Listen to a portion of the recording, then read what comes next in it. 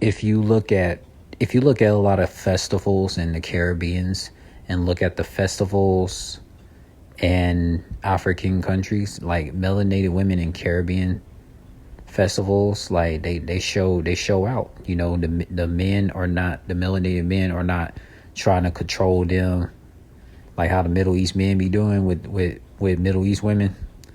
It's like a different thing. Like, melanated men like let women do whatever they let them be free, right?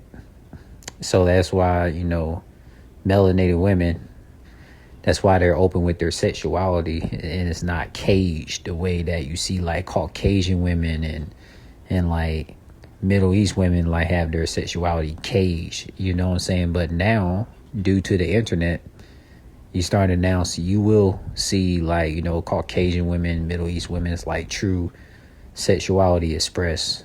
You just have to engage with the women of those ethnicities to find out and like, do a lot of deep research. That's how I was able to know. And yeah, the Asian women, same thing too. You know what I'm saying? To your point about the men, the Caribbean men that's overseas, and you see like you say, you let them, they don't beat up on their women like that, and they don't let them like try to control them or nothing. They just let their women be free. That goes back to the women of the Middle Eastern and these northern women right here in these states. They so chasing these Jamaican men and whatnot because they know they're gonna let them free. They know they're gonna put them on a high pedestal and plateau. So it's like these women over here could find a highly melanated, brother from a spiritual island of the Caribbeans, Antigua, wherever over the West Indies or any of those islands, and they'll still find a way to ruin that too because they are not at peace with themselves. Those brothers over there are at peace with themselves. Yeah, they might be promiscuous and they deal with different women and partners, but they still at peace with themselves. That's why those women over here are attracted to those men that's over those islands. Exactly, man. Exactly.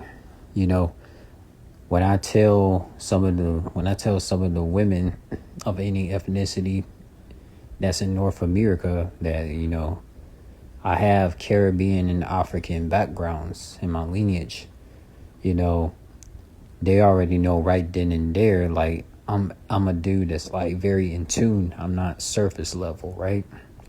And they know I'm the type of individual that would just let the woman do what she ever do whatever she wants, like having her freedom as long as like she doesn't cross any boundaries, right?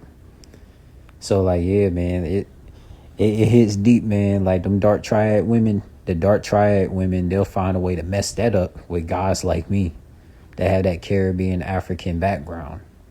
That's how deep rooted this dark triad Machiavellian reptilian women are, man. They mess up stuff like that.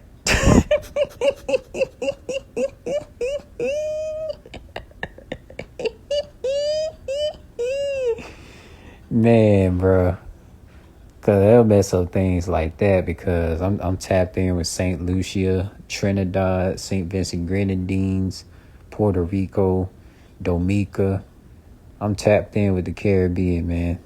I'm tapped in with African countries too, Zambia, Botswana.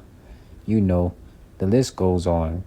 And the dark triad lineage women will find a way to mess that up because you know why? Dark triad vibrational women of the Machiavellian lineage, they're just attracted to messing up good things. You know what I'm saying? And then go back complaining once again and again, talking about they can't find a guy to let them be free. But they mess up a connection with a guy that let them be free, that's tapped in with Caribbean and African roots.